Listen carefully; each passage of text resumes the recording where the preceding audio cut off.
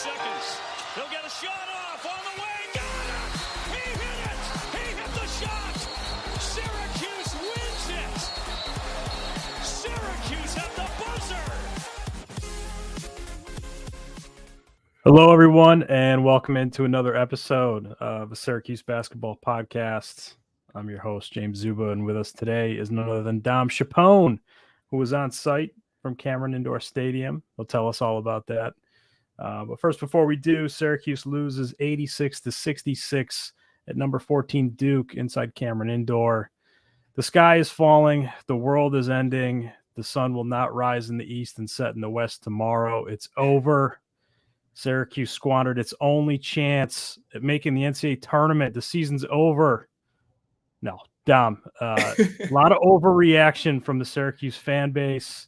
Certainly a discouraging performance, specifically in the second half, but Syracuse hung tough with Duke for about the first half and some change, did some good things. But overall, not this showing that Syracuse would have liked. But all is not lost. That's a good team. That's a good Duke team. They did some good things, specifically in the second half. I think Syracuse can recover from this. But before we get too far into the game, tell us a little bit about your experience. A little bit different from that Georgetown game. You get to go to Cameron Indoor for the first time. So walk us through how was that experience for you? Tell us about that.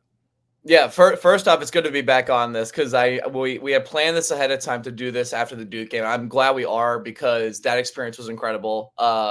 You grow up, especially like I was born in 2001, so getting to watch some of those classic always on ESPN Syracuse Duke games just in the 2010s, like getting to see that in person. That was awesome. I think the nice part too, just with the weirdest thing about it is that it is such a small, compact stadium. Yeah. And there's only about 92 to 9,300 fans like for its capacity. So when you have it that small and yet it is still incredibly loud, you can't hear yourself think or write or do anything else but scream. You have like 1,200-ish fans like standing the entire game right behind you while you're doing the media. That is surreal. So overall, it was an amazing experience. And even again, like the nice part, at least, we got blown out in the second half, and at least we didn't get blown out in the first 5 minutes like the previous two matchups at home. So that's all that really matters for now. Yeah, a little bit of a non-competitive game there in the second half, but lifetime experience nonetheless for you. Very, very thrilled for you personally. But yeah, just as far as Cameron Indoor and that sort of environment, maybe what are some specific things that you think you'll remember? I mean, not just now, but maybe a year from now, 2 years from now, as you kind of look back on this unique experience, like being able to cover a Syracuse Duke game from press row inside Cameron, where, yeah, the camera crazes weren't there, but the fans were still there. They were on your back, and it was a pretty loud environment. But as you maybe like, as this marinates and you look, back further down the line, what are some specific things you'll remember from covering this game? I mean, I can assume you attest this, but you've covered Syracuse Duke a couple times and have been to Camden Indoor in general before. The environment itself is kind of one of the best, I would say, college basketball game day atmospheres, which is super weird because, again, we come from the background of growing up in Syracuse and having the big Carrier Dome, now JMA Wireless Dome, where it's just like a vessel of an arena. And then you go to Duke and it is the complete opposite, but you still kind of get that amazing, like classic game day atmosphere that you want. Again, ESPN, 9 o'clock, having that be a primetime weekend game is awesome. Even with no students there, let's just say it didn't feel like it at all. There was still a ton of optimism. Again, anytime there was I think in that arena in particular, it's hard to experience this real because I haven't covered even like gone in person to many games. You really feel momentum change in an arena like that. And I think we saw that in this game specifically with the first half to the second half, where you can feel when the tide kind of started turning when Duke hit the second three, then the third three, then the fourth three in a row. And I think that's what I'll remember the most, because we always talk about, and I always in conversations, I'm like, basketball is always a game of momentum and a game of runs. And I think you really get to see what it's like to be on the sidelines and you go from a tie game to you're down 13 in about 5 seconds. And that's obviously a surreal experience. Yeah, Duke's no stranger to going on large runs inside Cameron. I think it's interesting there. It's kind of a stark contrast between the JMA Wireless Dome, formerly the Carrier Dome. The appeal is kind of the cavernous dome and its massive size, where you have this kind of, the students have come out in recent years, but its appeal is its large fan base. You got like this kind of Rust Belt working class, people, the background that kind of just show up en masse and just kind of pack this thing for big games. Whereas the appeal of Cameron is how compact it is, how loud it can get. And you got the student section right there, right on the court. It's kind of a made for TV arena. Also, it is incredibly sacred. And I'll use the word sacred in that arena because the two things that stood out to me is that I did some research before we hopped on the pod. So obviously for our stadium, it was officially public and open to the public in like the early 80s. But this stadium has been around since like the 30s. And not only that, but when you have that reduced capacity, I was going to say you make it feel like it is like a holy place to go to for college basketball. And not to even use that in a religious context, just in like a when you walk in perspective. It's just like magnifying. And that also I think stood out too. Yeah, it's surreal, and from personal experience, I could tell you, like it's definitely a feeling of awe, like you're witnessing something kind of historic and special in college basketball lore, and being able to experience that and cover a game from press row is special and unique in its own right, and just thrilled for you to get that experience because I know, like when I went down, I first covered the game in 2018, and Syracuse got smacked, kind of similarly to how you experienced it, but was lucky enough to be in the house for that 2019 game when Syracuse took down #1 Duke with Zion Williamson and RJ Barrett and the hype around that Duke team. And Syracuse maybe a little bit underrated with, guys like Frank Howard, Tyus Battle, Elijah Hughes. That was the famous Marek Dolezaj charge on Zion Williamson. So great to be in the house for that one. And it's a unique experience. So I'm thrilled for you, man. That's such a cool thing. And if you're anything like me, on my dying day, I'll look back to that and just remember that experience. So pretty cool for you to get an all-time life experience like that. We do have a game to talk about, so I guess we can get into that for those listening and tuning in. Syracuse falls 86-66 at number 14 Duke. I thought the real big storyline in this game was Syracuse's turnovers. Of course, Syracuse is at its best when it's out and playing in transition and turning other teams over, but Duke kind of flipped the script on Syracuse. The Orange, 17 turnovers as mentioned, and Duke really took the advantage with a 26-11 points off turnovers edge, and they also beat Syracuse on the break 21-9. Dom, what was your, I guess, biggest takeaway from the game, and was that one of the larger storylines? Yeah, turnovers were definitely the big deal. Adrian Autry mentioned it at his press conference after the game, but the stat that was the biggest thing for Syracuse going into this game was that in its 5-game win streak that it lost before, like obviously Duke lost that ended that win streak. Every single one of those wins, Syracuse scored 80 or more points. In this game, they scored 66. But the weird part is that they actually shot 44%, and Duke, in my opinion, is better on defense than the teams that Syracuse has faced, in the last week or so. That was, I think, the big deal is that Syracuse just coughed at the ball way too many times in general. Especially, I think the one issue with this team that we've talked about so much is obviously the lack of outside shooting. I think that played a factor because not just that Duke started getting going and they hit 8 straight threes in the first half. I think it was also that they just simply the math never worked out in their favor at all in this game. And I think that was a big concern. Malik Brown obviously had a career night. Judah Mintz did his part. Outside of that, it was really tough to kind of find a consistent third scorer. And that definitely played Syracuse down the end there. Yeah, for those joining us on the stream, joining us live, I am kind of sharing the screen here and sharing some of the photos that Dom sent over. So if you're joining us on the stream, take a look at that. But yeah, certainly agreed on that point, Dom. And yeah, it wasn't all bad. Malik Brown, certainly a career night. He continues to emerge. We'll talk about that in a little bit. One thing I think that really hasn't been talked about enough is Syracuse is not good in defensive transition. Now, a lot of Syracuse's problem in this Duke game, specifically in the second half, was turning the ball over in live ball turnover scenarios, and Duke really took advantage. It's kind of the old adage in basketball that every turnover is worth 4 points. It's the 2 points that you don't get, and it's the 2 points the team gets the other way. Really, it was like 5 points because Syracuse didn't get the 2, and Duke was hitting threes. 0 of 9 for 3 in the first half, and 8 of 8 from 3 in the second half. And John Shire talked about it after his game. He called it the Duke. It was a Duke 3, and they loved the threes off of offensive rebounds. But and Syracuse actually didn't let up that many, to be honest. But the killer was the threes in transition, which is another like quote unquote Duke 3. So Duke won with their own game as predicted. That sounds like a very Duke thing to say. And yeah, specifically, it was Jared McCain in transition, the freshman. He's been hot through December and continuing into January here. But he made 2 back-to-back threes that broke this game open, gave Duke a 13-point cushion. Adrian Autry called timeout, and Syracuse was never able to get the game back within single digits from there. Just one of the things on the transition defense, though, I mean, yeah, some of that's coming in live ball, but we've seen in previous games too with Syracuse where a lot of times these guys will make a bad play or they'll turn the ball over, maybe a missed shot, and they'll try to get the ball back right away. It's kind of a sign of a young team where they just kind of have to flip the mentality to say, hey, next play, okay, I turned the ball over, but next play I got to dig in and get a defensive stop instead of gambling and going for the steals, because sometimes that does work a little bit. Syracuse was able to do that against Pittsburgh a few times, but you're not going to be able to do that against teams like Duke. You got to stay disciplined. You got to get back in transition. And I thought that was really backbreaking to see, McCain get those 2 threes, and not just on that scenario, but in other occasions as well.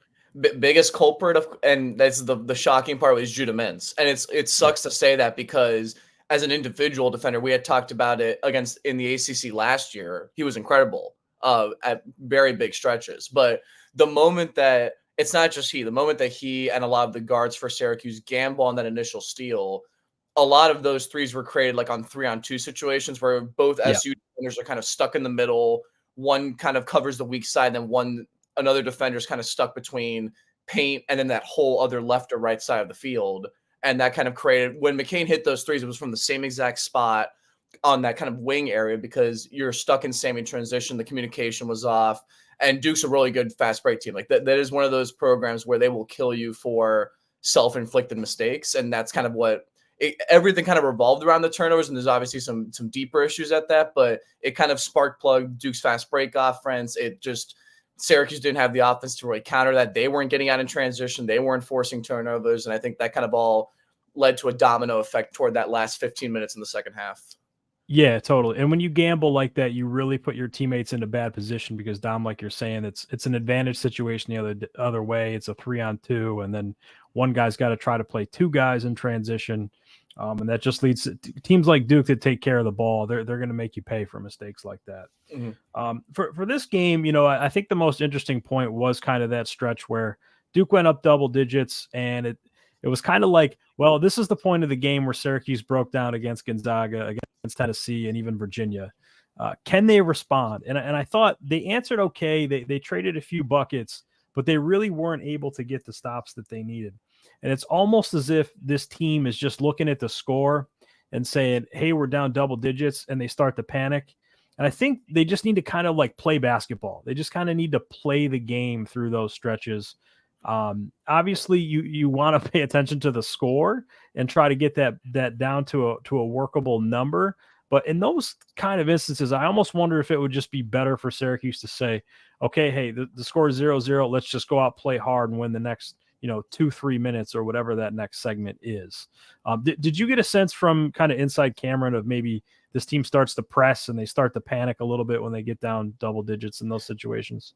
1,000,000%, because so Autry after the game had brought up, I had actually asked, it was the second to last question, the presser, I had asked about Chris Bell, because notably he looked it wasn't even that he was just like, well, it wasn't even that he was just poor on both ends, because like you kind of have those games, but every time there was either a like foul call that he was annoyed with or a turnover or whatever, he looked just visibly frustrated. Again, the nice part when you're on that press section is that you not only get the on-court impact of like watching a play develop and seeing that like right in front of you, but you get to see the emotion of the players.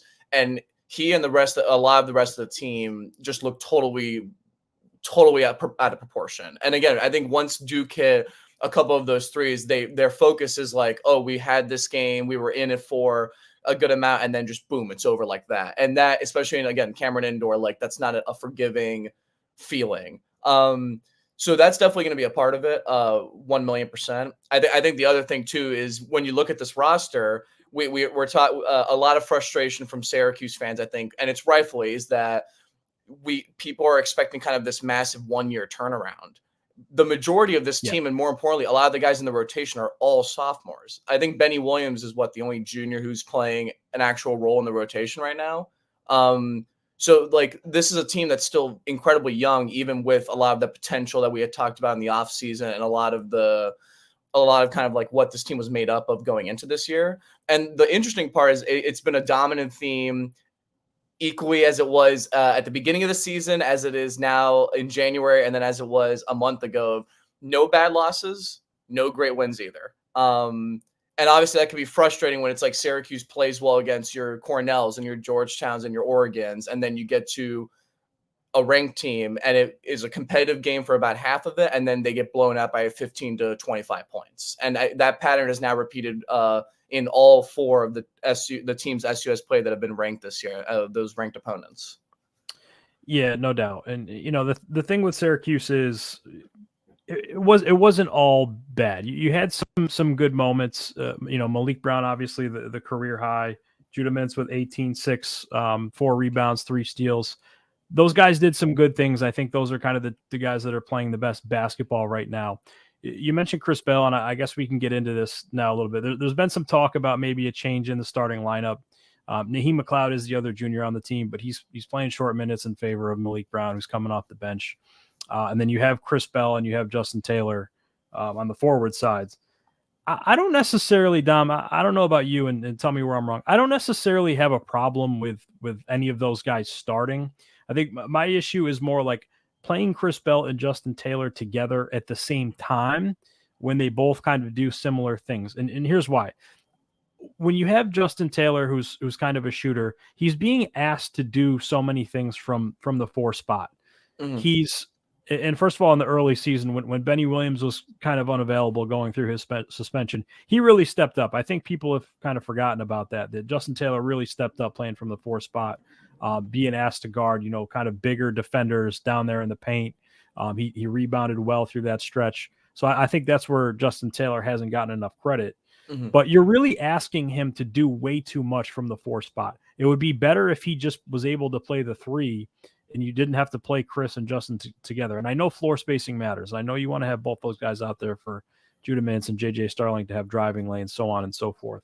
But I don't have a problem with necessarily the starting lineup. It's just I think those guys both kind of do the same thing, and you're putting way too much pressure on Justin Taylor to play at the 4, especially when he's being asked to maybe guard guys like Kyle Filipowski, who have a huge size advantage. And rebound too. That's the other big thing is that with Naheem not being like like he's not averaging nearly the same rebounding rate or just pure rebounds as Jesse Edwards did. So that's the other thing too, is that we've given a lot of credit for his improvement rebounding. I think though I agree 1,000,000% that is definitely the biggest kind of like what to look forward to maybe moving forward the next few weeks is that does Autry change the starting lineup at all? Yep.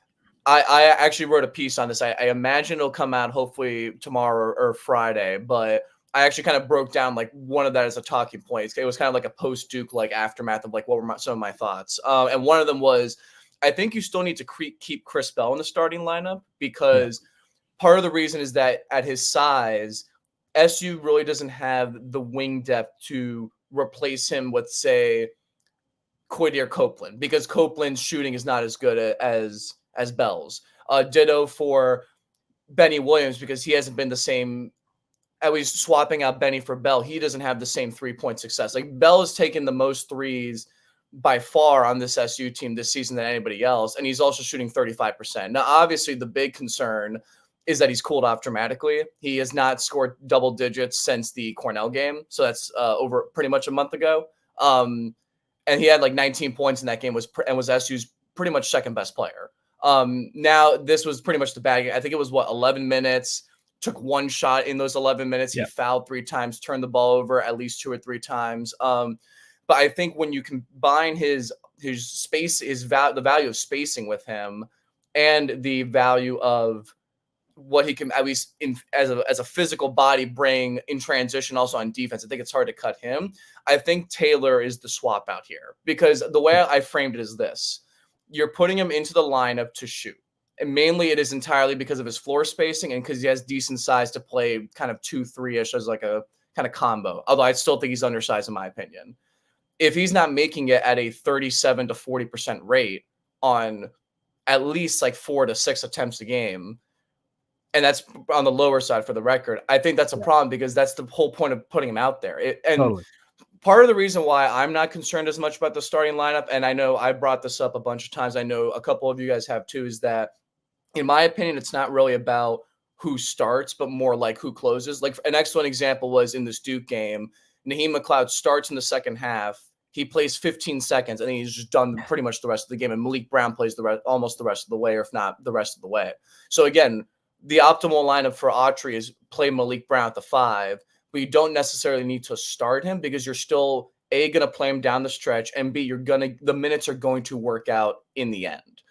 And kind of on that note, I think this can be like a really long, like a pretty decent conversation about like what to do with Naheem McLeod now, because especially against Duke, we saw it is really hard to get him involved, at least for now, offensively. It really has to be kind of either immediate putback after an offensive rebound, whether that's a dunk or a foul, something kind of where the defense kind of slips for him and he gets a slip and dunk. Outside of that, he can't do anything else on offense. And what Duke did, and Autry mentioned the issue of spacing, not just from this team's lack of three-point shooting, but Naheem would, in a pick and roll, he would roll down the rim, catch the ball kind of mid-post free throw line area.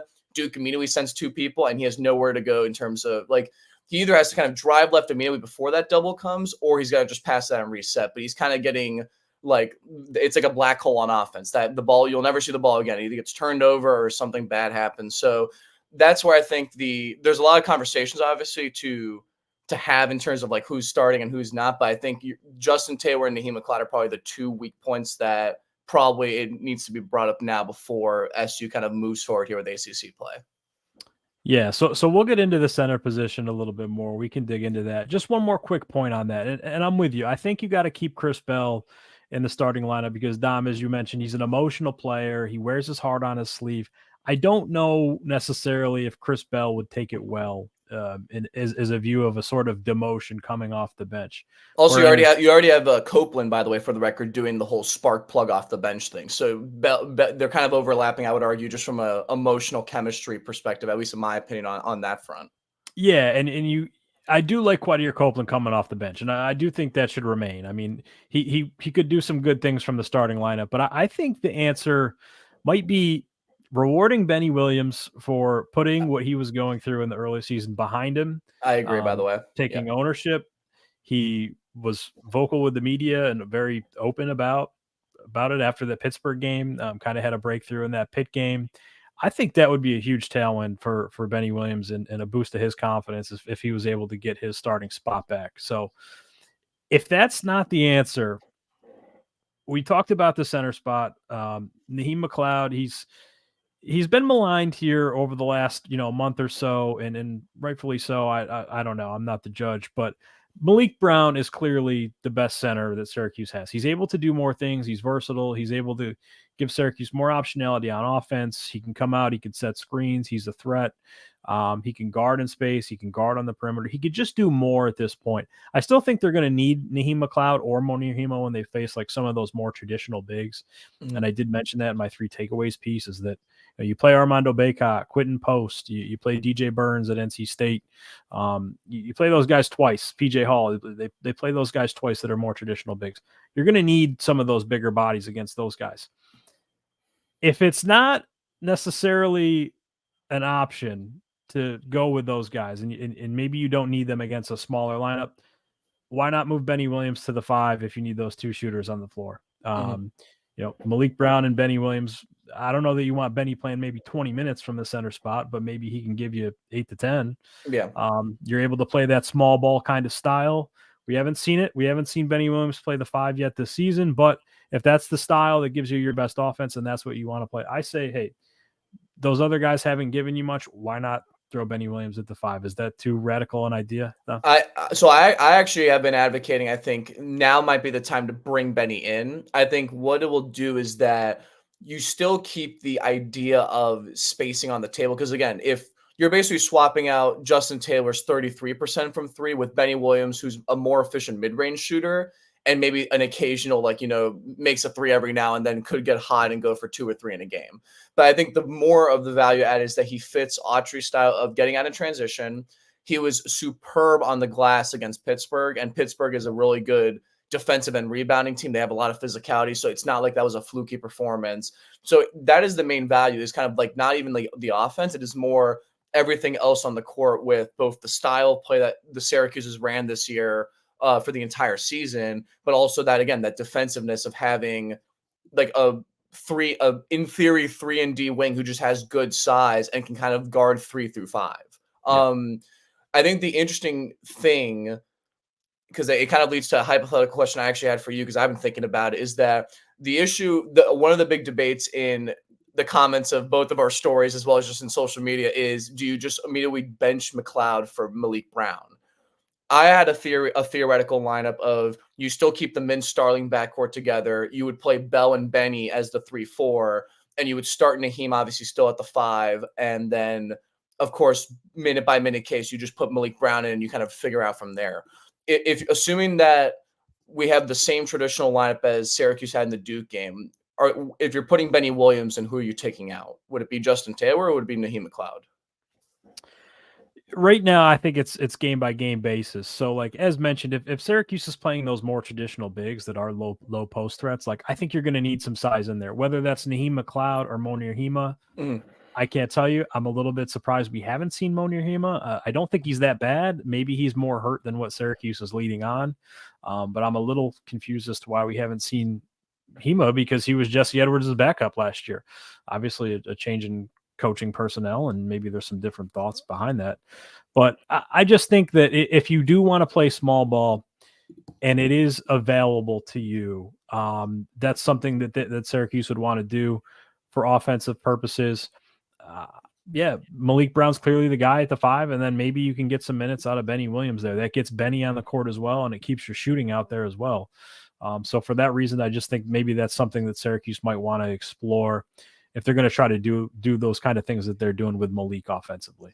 Well, so the reason I asked, we just talked about McLeod's health. I think kind of on the note of health, the biggest thing that this Duke game proved, and also just all of these kind of games against these ranked opponents and these kind of top AP top 25 teams, the Chance Westry injury is really hurting right now, because I think SU just needs like one more wing who can kind of just like eat up minutes and just be kind of like a physical presence, whether it's on defense or down low, kind of on the glass. And I think they're kind of stuck either playing these tri-guard lineups where, yeah, they maybe have more ball handling and more speed and can kind of get out and push the pace a bit more, but you're sacrificing height on defense. And if there's, in this case, like Syracuse, where there's too many turnovers and the fast break is not there, then you're kind of giving up more points than you're getting, which isn't the point of kind of playing that style and playing that lineup. But again, I think that it kind of was a talking point, especially in recently with kind of an update by Autry about Westry's health, that him being pretty much like still a TBD on this year. SU kind of needs one more win, because that's the challenge, is that if you drop McLeod and let's say you put Malik Brown in, now you've got Naheem on the bench, you've got Peter Carey on the bench, you got Hima on the bench, and you got Will Patterson on the bench. All of your centers are on the bench. Like, they don't have the wing depth to just go super small for all 40 minutes. You kind of have to get like one or two of them out there. Yeah, I think Westry could have helped this team this year. Coming into the preseason, I thought he would have been pegged as the 6th man of this team. What does that mean for Quadir Copeland? Do we see his emergence if Westry was available? I don't know. I'd like to think Quadir would still contribute in some form, but maybe not as much as he has. But either way, yeah, I think Westry would have been a huge help to this team. It's just another big, long wing, 6'6", who can do a lot of things with the ball, really skilled player. So I based on Autry's comments, I'm not expecting much from Chance this year for him making a comeback. Autry saying he's not even hopeful. He's not back at practice yet. So that just leads me to believe that it's going to take a little bit longer for him to get back, to get healthy into practice. And even if he does, it's going to take a while for him to get back in basketball shape and that sort of thing. So I'm not expecting much from Chance Westry, even if he does get back to practice this year. I'll make one last point here, and I just think that whatever this team's potential is, and we've seen encouraging signs of growth, we've seen guys step up throughout the course of the year. Quadir, as I just mentioned, JJ Starling has stepped up at certain points, the Georgetown game specifically. Oregon, he had a good game. We've seen other guys make plays. Malik Brown has now emerged. I think all those things are encouraging, but wherever Syracuse's potential is, I just think Benny Williams holds the key. Like you said, he's able to guard 3 through 5. He's able to go out there. He can match up with somebody against a Filipowski, whereas Justin Taylor is being asked to do too much if he's matching up with him. He can rebound. He can get out in transition. He can hit ahead on the look ahead for the transition push ahead. He can just do so many things from either the 4 spot or wherever he's playing. He's so versatile, and him engaged, him playing at a high level. I just think that's where Syracuse's potential lies. All these other guys have proven they could step up, and I just think it's, hey, we're waiting on Benny to be there every night, and once he is, Syracuse will be able to grow and play at its peak. Yeah, I was thinking about it. I was kind of trying to like do a quick list in my head, like kind of waiting at the airport to get home of like what are like it was kind of when I was writing that story of like who are the like kind of swing impact guys the rest of the way kind of for this year. Benny, I easily had number 1 just because of again the value that we talked about, the two-way potential, etc. The conversation I was kind of trying to figure out is like who are the second and third best, or who's 2 and 3 on that list of like this person kind of needs to keep where they're at. I think JJ Starling is kind of one of the big talking points because I wish he got the ball more. I feel like that's one of the big things from this Duke game is that he had 2 consecutive mid-rangers at the beginning of the second half, kept Syracuse on offense, and then it's like he just disappeared on the rest of the way.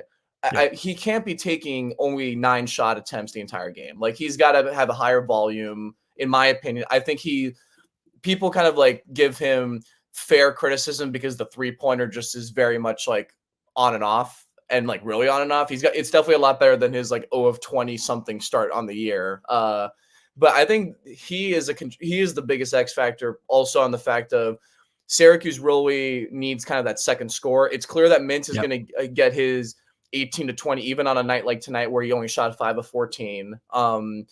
Malik Brown clearly has emerged as like a vital, I would say 2B scorer, like 2 and then the letter B. But if that's the case, there really needs to be a 2A, and I think that's got to be Starling. The third guy on that list, just for context, I think also is Copeland, because we saw against Pitt, ACC Player of the Week, superb performance kind of all across the board. In the Duke game, he takes 6 threes. That's not his game at all. He turned the ball over multiple times, couldn't do anything in the inside. And if Syracuse doesn't have that spark off the bench, you're asking Kyle Cuff to play a bigger role than he has all year. You're asking if Taylor ends up coming off the bench that he needs to be more of a scorer than he's been all year. If Benny stays on the bench, you're asking him to play more of a scoring role, which again, I think he's more of a complimentary than like the second initiator or scorer on this team. I think the guard play is so big for SU because they're kind of doubling down on that guard play. Given that there's not really good forward depth and their centers have kind of been a hit or miss all year. Yeah, JJ Starling can be that 2A guy. I think he is that guy, pal. He could be there. It's almost as if he's waiting for some sort of permission to like be that guy or someone. That's what I'm saying. Like, he has potential. It's just that like let's do it. Like he has the keys for it. I think he should do it because he's really skilled. I think when you see him on the court too, he has such a big wingspan that it's one of the reasons why he kind of can just shoot over defenders. Both those mid-rangers where like a defender right in his face, he kind of just like drilled it right in. Like that's the value that he brings. It's like an incredible add to this team. And it's just the lack of, I'm not going to say consistency because he's done good numbers. I think it's just the role, the attempts themselves. Yeah, and I don't want to put it all on the injury, last year at Notre Dame, knee and shoulders, and obviously that's a setback, but it's like we've seen flashes from JJ Starling, and it's like, JJ, you're not going to piss off Judah Mintz that much if you take a few more shots. I promise you. Like, you can do that. You're allowed to do that. And it's as if he's just waiting to be told, like, hey, you can go out there and score. You can take that shot. Mm-hmm. In this game specifically, I mean, I think from the guards, Duke's obviously a really good defensive team. They play really aggressive man-to-man. They sort of like bottleneck Syracuse into areas where they don't want to go. And I think, credit to Judah Mintz and JJ, as you mentioned, for making some tough shots. But I do think this team's taken too many, contested 2-point mid-range shots. And credit to Duke in this game for kind of doing that. But I do think we need to see a little bit more on the offense. Have those guards run something a little bit better to where you can get those guards to the rim and to where you can get Chris Bell and Justin Taylor more involved in the offense. Those guys kind of struggle, creating their own shot, JT more than Chris Bell. I think it's really on the coaching staff to kind of take that up a notch, find some more shots for the forwards, but also get those guards going downhill and have them kind of get to the rim instead of like taking that contested mid-range too. Just for some added context, so in the Duke game, so Syracuse took 17 free throws. If you subtract 3, because Taylor, I believe, when he got fouled was on a 3-point look, Mintz had 9 of the free throws. No one else had more than 2 or 3 on the team. And that's the issue, is that Mintz is clearly the best at getting downhill. Everyone else is settling kind of way too much for kind of those like pull either 3-pointers kind of with the hand right in your face or kind of these like kind of fade away as shots. And again, like, if somebody like Starling, I think could do a really good, decent job at that at times of making those tough shots. He's just that talented. But like, again, Copeland took a lot of outside shots. He didn't really get to the free throw line. Chris Bell only took 2 free throws. That's his skill set really is not driving to the rim. It's again, more of like a movement shooter and then catch and shoot 3-point shooter. So I think that was kind of if we're looking at adjustments moving forward, there's got to be a way to kind of, I think that'll also help somebody like Naheem McLeod, like SU kind of needs to get to the downhill first. Because even if SU misses the shot, that puts you in a better position for offensive rebounds. It puts more pressure inside, gets foul trouble on the opponent. Again, the other storyline from Duke is that Syracuse was still trailing, and Kyle Filipowski basically didn't play the entire first half because he had 2 fouls in a few minutes, and they still couldn't really take advantage of that because Mark Mitchell and a bunch of Duke's other wings were relentlessly attacking the rim. They had some amazing looks inside that just did not go in. Like I in my opinion, honestly, there should have been more of a blowout. Like the blowout should have happened earlier because Duke had some really good looks inside that just kind of rattled out. But I think that's a killer is if this team can't get downhill, it doesn't really set up the rest of the offense all that well. Yeah, and Duke had a 46-32 advantage in the paint too. I mean, Syracuse needs to get some more paint production down there as well. But yeah, it just felt like Syracuse needed to do more in that first half with Filipowski sideline. Obviously, Mark Mitchell was able to kind of have his way in the paint. Syracuse was giving him all kinds of space to shoot threes, but he was able to get in the paint for dunks and backdoor cuts and offensive rebounds, putbacks. He was doing it all. So it just felt like Syracuse had to do more in that first half. I guess tying it out, we have seen the growth and we have seen encouragement from this team. Different players stepped up, as we've talked about. Malik Brown, you can't really say enough about him. Autry in the post-game press conference, I thought he had an interesting quote. He said, and I quote, "He's kind of just starting to understand how good he can be. I think our team is starting to understand how we can use him." That last part was interesting. And Dom, you were in the presser, so I guess with that last part there, the team is just starting to understand how they can use him. What do you think he meant by that? When you're watching the game, I rewatched the game when I got home, and one thing that I guess like highlights of it, kind of like more of the scoring highlights. How many times that Malik Brown just kind of slipped to the rim and just kind of had open dunks? I think that's what Autry is hinting at because it's not to say that this is a fault of Syracuse's other bigs, but I would argue Malik is easily the best at scoring around the rim out of anybody else on this roster, just in terms of kind of finishing versatility in his jump shot. He's when you're watching him kind of courtside, especially the moment he catches the ball, it's like an immediate jump and dunk. Like he's really good, instant reaction. So if you're hinting at that, if Autry is hinting what I think it is, it's going to be giving Brown more of a role on offense. Maybe you see more Judah and Starling pick and rolls at the top of the key with Brown going downhill and kind of you create from there. Because it seems like Brown, the calling card for him was always that he could play at the 5, and Autry's unlocked that a lot, just across the board. But that was also mainly the appeal to that was on defense and also in transition. And we saw in this game that a lot of Syracuse's quality offense was Brown going downhill in the half court or off of offensive rebounds or loose balls and being able to take advantage of that inside. And I think that might be the hint is that maybe we see Brown, maybe he's more of a 10 to 15 point scorer than I even thought going into the preseason because I thought it'd be somebody else. And maybe he's the second best offensive player on this team. Like where he clearly was the best one when you look at the statistics in this game. If anyone had Brown as the 15 to 16 point scorer coming into the season, then congratulations on that because I don't think too many people did.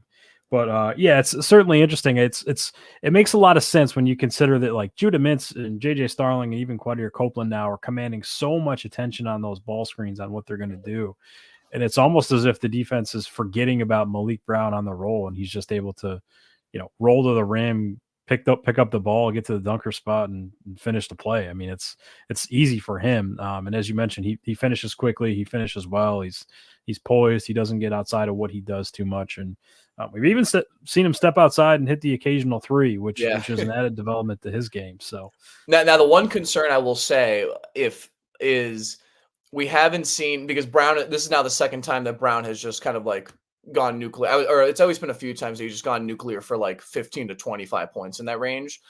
If teams start to pack the paint, can Syracuse's perimeter guys make them pay, and how will they do that? Because again, the one thing that was kind of weird, I think Duke was honestly willing to let Malik Brown score. I think their strategy was put pressure on Mintz and Starling and say everybody else needs to score and prove that they can be like a efficient scorer. I think they were equally as shocked that Malik Brown did that, and he did it a lot. But if teams are willing to do that, can Syracuse still win when they're just getting a bunch of dunks around the rim? But then, as you see, if they can't protect the ball and if they can't get the rest of their guys going, then an elite offense or even just a good to decent offense can kind of still put up 75 to 80 points. Yeah, and so we could put a bow on this one. Obviously, 20-point loss at Duke, a little bit discouraging. Syracuse fans maybe coming back to reality a little bit. My big takeaway is that this team's not ready for prime time just yet. Mm-hmm. But I think they can get there. And Dom, you didn't hear it because you were obviously inside the arena, but Jay Will was the color analyst, and he said, yeah, Syracuse is going to be just fine. They're going to be just fine in this contest. They're competitive. There's talent on the roster, and that was kind of my sense too. I think they can get there. They're not there yet. It would have been good to see them put up a bigger fight in the second half, but not quite ready for prime time. But I think they can get there. I'm the interesting part about kind of all of this, especially that we're in year one of the Autry era. Mind you, this has been what 13 or 14 games. That's we just started. Is that things don't, as much as people complain about like, oh, like we kind of need an expedited process. At the end of the day, like sometimes this stuff takes time, but it doesn't take all that time. Like you mentioned how, and Jay Will mentioned how they're not ready quite yet. He and you are not saying they will never be ready, period. Again, all of the 4 losses this year have been to quad 1 AP top 25 opponents. They have beaten everyone else in pretty much decent to good to great fashion. This team, for the most part, of guys who are playing 20 to 35 minutes a night are sophomores. These are guys that are still in their second year in college. They're 20 to 21 years old. There is still time kind of moving forward. And also I'm coming from the perspective of covering women's basketball dating back to last year and having to see Leggett Jack overtake a program that was kind of shrouded the past few years with just kind of mismanagement and kind of just, there was a lack of culture. What Autry is doing is very similar to that. Obviously, not to the extent of what happened with women's basketball, but in the sense of this is really not only a new chapter, but part of that is kind of instilling that culture. Especially because when you think about it, like he did a lot of like, roster makeovers of the offseason, but this really isn't like quote unquote his roster. It was more plugging in 1 or 2 guys at a time. But the majority of this team was returners from last year. And we've seen again improvement, even if it's not, we're undefeated, we're AP top 25, we're looking great, we're top 3 in the ACC standing. The fact that Syracuse is already being talked about by Joe Lombardi as a very, very fringe bubble team and is kind of in that top 80, top 75 net range, honestly, I think is better. That's better expectation than I thought we would be. I thought this actually be way more of a challenge. Look at a team like Louisville, where it's a complete tire fire ever since Payne took over. Like I would much rather be an Autry. I would much rather be in a situation like Autry where we are like at least like having fun in some of these games. And even if it sucks, like at least we're beating the teams that we're supposed to be. I haven't seen one frustrating loss. Think about all the frustrating losses last season where it was like, how do we lose this game by 25 points? We lost to 25 points to Georgia Tech. Like it doesn't make sense. So that's always my takeaways. I think we can complain if we get to like the 25 game marker and we're like, oh my goodness, like this really isn't going well, but we've only done 3 ACC games and we still have, 15 more to go? That's something 17 more games to go. So yeah, we're 14 games into this thing. The Adrian Autry era, by all accounts, is ahead of schedule. If anyone had Syracuse at 10-4 at this point in the season from the preseason, I'd probably call you a liar, but you have to think they're ahead of schedule, and that's not to gloss over the issues or the ways in which this team still needs to grow. They still need to take care of the ball. They still need to grow up in some ways. But yeah, as you're mentioning, it's fun. We're seeing guys like Quadir Copeland step up, and it's gritty. It's scrappy play. They're playing hard. I mean, that Pittsburgh game felt like an old Big East game. I thought I was like transported back to 2006 for a second. So we've seen some good things out of this team, and I think they can get there. You mentioned the games that Syracuse has coming up. Now off for 8 days. They don't play Boston College until January 10th. It's a Wednesday game, 9 p.m. tip. I don't want to call it a must win, but it's hey, you probably don't want to lose this one for a variety of reasons. But there's 17 games left in the ACC. If Syracuse is able to go 10-7, which I think is very doable throughout the final 17 games here, that'd put them at 20-11. Now it depends on where those wins are coming from, but I think there's still plenty of opportunity to get NCAA tournament resume type wins here. We can get into the quadrants in a little bit, but I just think that, if you think it's unrealistic for Syracuse to make the NCAA tournament, that's fine. That's one thing. And, you could be the judge, but I say this is Syracuse basketball. Yes, I know it's year one in Adrian Autry's tenure, but this is Syracuse basketball. Syracuse hasn't missed the tournament 3 straight years in the entire Boeheim era. That's absolutely a goal for this team and more. They want to make the NCAA tournament. They want to get back. So as long as that's the goal, we can talk about it. I just think for that Boston College game, you win that one, and then you're at North Carolina, you're at Pittsburgh, you got Miami at home. If you win 1 or 2 of those games, you're right back in the NCAA tournament conversation. 2 quadrant 1 opportunities on the road, back to back at Pitt, at North Carolina, at Pitt, and then you got a quadrant 2 game against Miami at home. You beat Boston College, you get at least one of those wins, you're right back in the NCAA tournament conversation.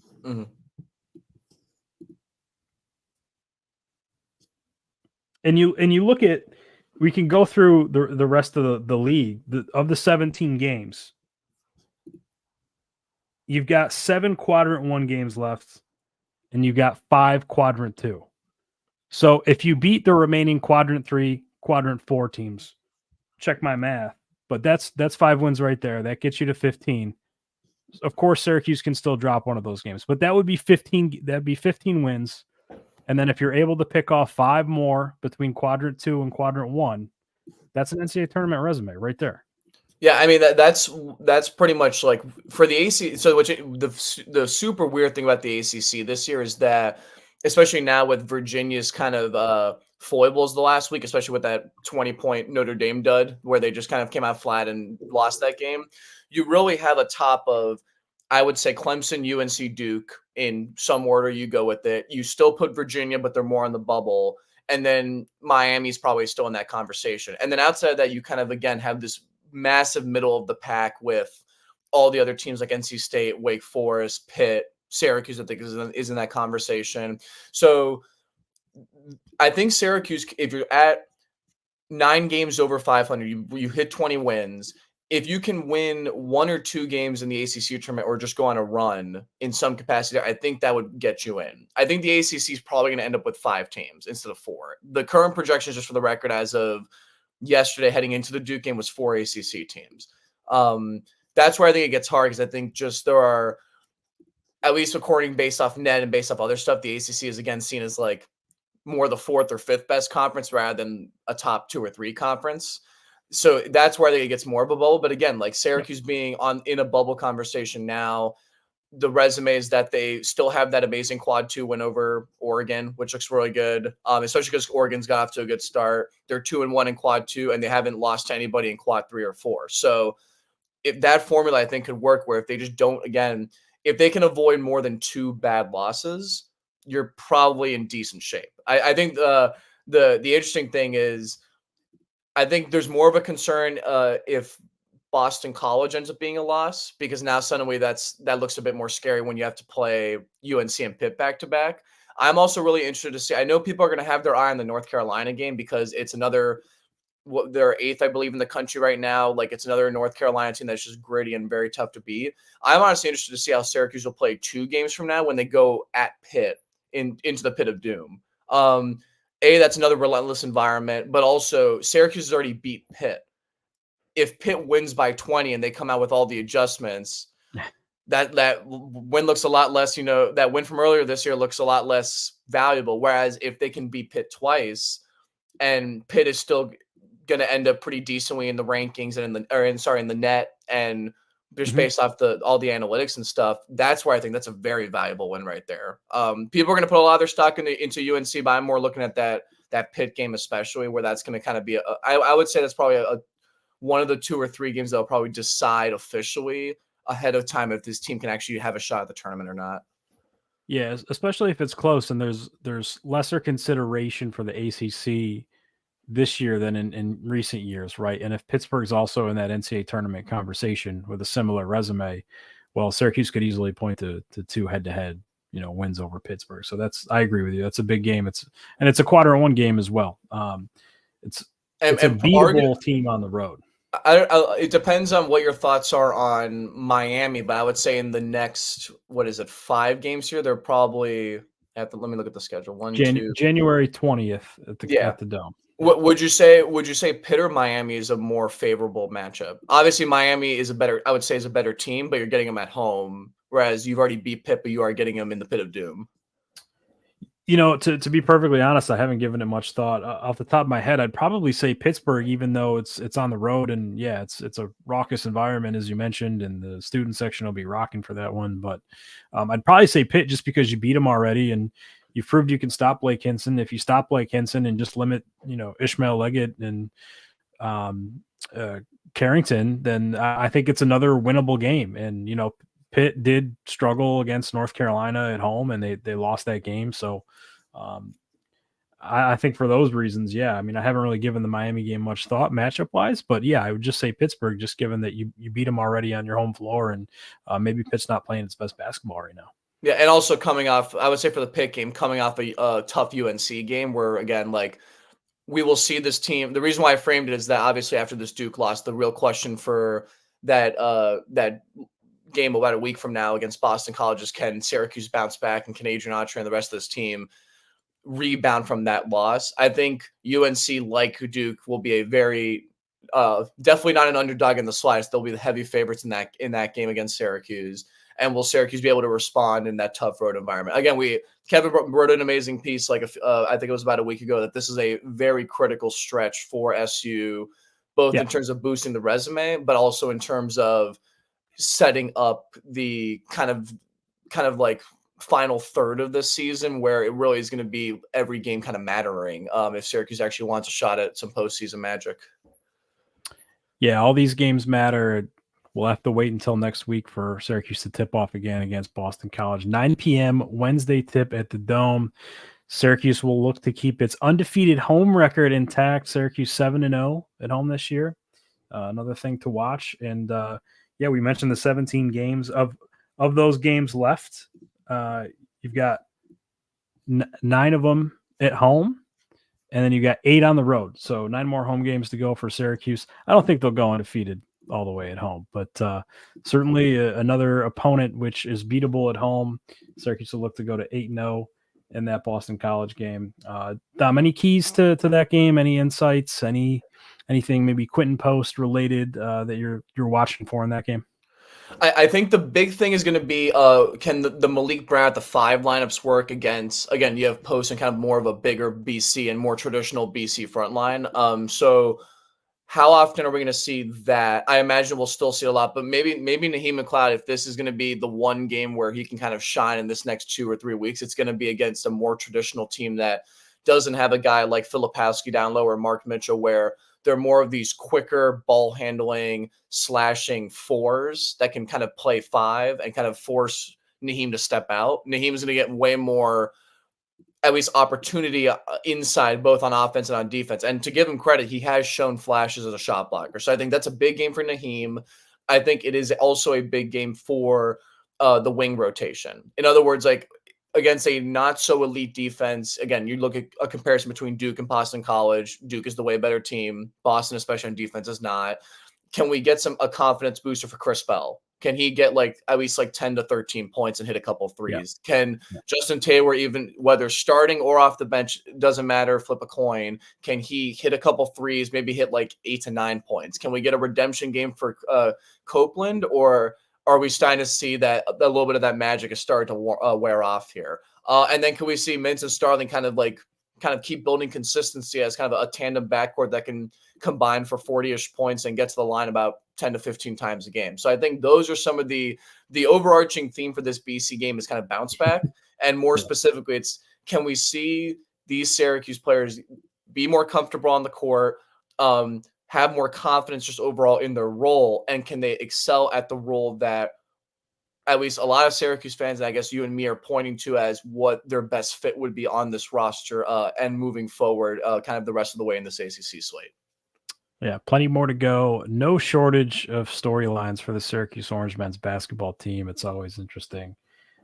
Boston College coming to the Dome next week. They're coming off a loss on Tuesday to Wake Forest, a home loss there for BC. They'll travel to Atlanta this weekend to take on Georgia Tech this Saturday, and then they're in the Dome next Wednesday, January 10th. I'll be back on site for that one. I'll be back in the action from the Dome, so I'll have your coverage. Keep it locked with us at newsmagician.com. Dom, before we get out of here, anything that we failed to mention or anything else you want to plug before we get out of here? I don't think so. I will say, obviously, the rest of the ACC slate, 3 awesome games for the students. First off, Miami, which I'll be covering in a few weeks, is the first Saturday back when school starts. So that'll be awesome. Be a good game for you. Then Otto's Army, the students section, announced that their whiteout blizzard theme will be against NC State. That'll be a very fun game. And then, of course, we'll have Joe Girard's return. We still need the news on when the student campout will be for men's basketball, if there will be one. So that'll be something to look forward to, hopefully, in the next few weeks here once the season really gets underway. There you go. I love the whiteout mention. Student section been strong the last few years. So shout out to the Syracuse student section for football and basketball. So good on the Syracuse students for getting out to those games. That's about it. I think we got to pretty much everything. It was a pretty comprehensive conversation. So thank you guys for joining us and for tuning in. Appreciate you all listening. For Dom Chapone, I'm James Zuba. Take care. Go Orange.